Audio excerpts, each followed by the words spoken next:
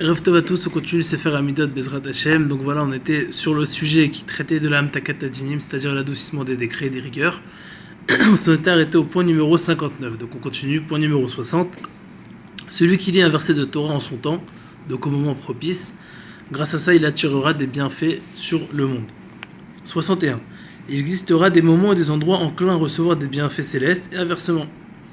Tout dépend du Zman.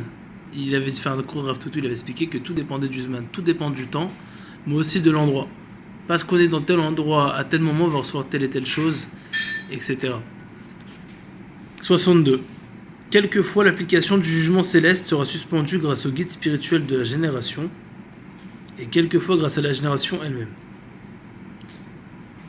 Des fois, le tzaddik, il a le srout, de pouvoir faire en sorte que le djinn, il soit mitakev, le djinn, c'est-à-dire le jugement, il soit mitakev, c'est-à-dire entre guillemets qu'il soit bloqué un certain temps. On avait expliqué la dernière fois qu'on pouvait repousser un décret, et quand il était repoussé en général il était entre guillemets diminué dans la majorité des cas. Alors il dit ici, des fois c'est grâce au entre guillemets, grâce à il fait Metakavadi des Rochador, il dit c'est grâce au Rochador, c'est-à-dire au Gdolador, au grand de la génération, ou alors il dit des fois c'est grâce à la génération elle-même parce que c'est une génération de Tzajikim. 63. Selon la nature de ses ennemis, maintenant je vais finir tirer une petite nekuda dessus, c'est important.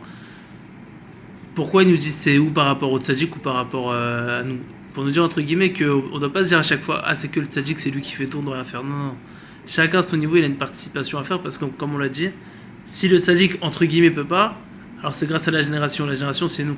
Donc chacun entre guillemets il a quelque chose à faire dedans, chacun il a une part et chacun comme il dit Rabbeinu il amène sa petite nekuda et au final chacun entre guillemets qui amène son petit point, au final ça fait énormément de srouillottes et ça fait pencher la balance du bon côté.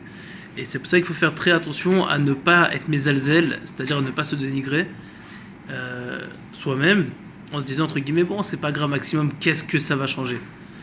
Et il y a un midrash qui dit Rav Yitzhak Yosef il ramène ça dans Yalkut Yosef, je fais une parenthèse, c'est important dessus à savoir ça, parce que tout le but au final c'est qu'on se renforce dans les Ratchamem si Dieu veut, qu'on se rapproche de Dieu.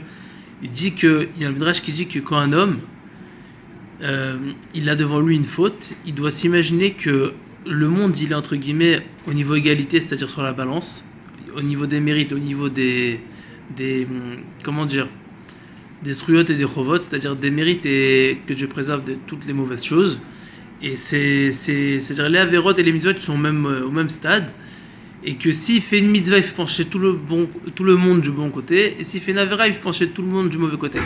En s'imaginant ça, on peut dire effectivement que le monde il dépend de nous, comme un ami a l'obligation de dire, Bishvili Nivra Alam, que le monde il a été créé pour nous, parce que Behemet, chacun a la possibilité de faire changer la donne de manière incroyable. Et c'est vraiment vrai. Donc on ne doit pas se dénigrer. Et donc il dit justement que tu saches, des fois ça peut être par rapport au tzaddik qu'on peut changer, qu'on peut faire en sorte de bloquer le jugement, le mauvais jugement, on va dire ça comme ça, mais des fois ça peut être grâce à la génération. 63. Selon la nature de ses ennemis, l'individu pourra connaître ce qui est décrété là-haut. En général, on avait expliqué précédemment que par rapport aux fautes en général, par rapport aux punitions qu'une personne y reçoit, il pouvait comprendre c'était quoi la nature de ses fautes. On avait expliqué aussi que plus une personne se rapproche de Dieu, plus entre guillemets devient proche et reçoit une certaine sensibilité, il sait que telle faute c'est par rapport à ça, etc. Et il comprend de lui-même.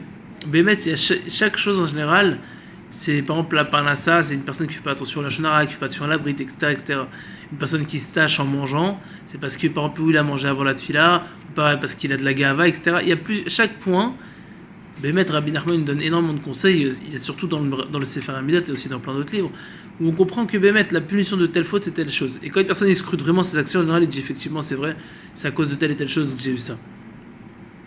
Chacun, comme on dit, il fera le birour, c'est-à-dire le birour, il fera le tri entre guillemets dans ses fautes, il réfléchira, il se posera tranquillement, et Bémet, il verra qu'il n'y a rien sans rien, que Dieu c'est le meilleur expert comptable du monde, et que si chaque personne il a eu ce qu'il a eu, c'est parce que entre guillemets le mérite. Il y a une justice sur terre et croyez-moi, même si on croit des fois, on se dit on comprend pas pourquoi telle personne il a telle chose, en bien ou en mal, on comprend pas, tout est parfait, tout est calculé de manière incroyable.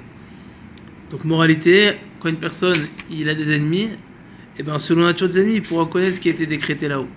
Parce qu'au final, ce qui a été décrété là-haut, ça a été entre guillemets grâce à ses fautes, et tout est lié, comme on vient d'expliquer précédemment.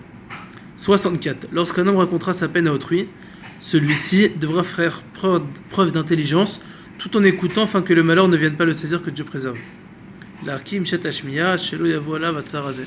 Apparemment, quand on écoute un malheur d'un ami à nous, apparemment, ça fait en sorte que Bezrat Hashem, ça ne vienne pas sur nous. Et mis à part ça, en l'écoutant, on prend un peu le problème sur nous. À mon avis, du fait qu'on prend un petit peu du problème sur nous, donc l'autre déjà il va se sentir plus léger. Et surtout du fait qu'on a un petit peu de ce problème sur nous, ce malheur-là il ne viendra pas sur nous. De pourquoi c'est important d'écouter quand une personne il a un problème. Et on finit dessus Bezrat Hashem. Si l'individu s'occupe de la Torah pendant la nuit, c'est ce qu'on fait tout de suite, Akadosh Baruch Hu étendra un fil de bonté sur lui pendant le jour.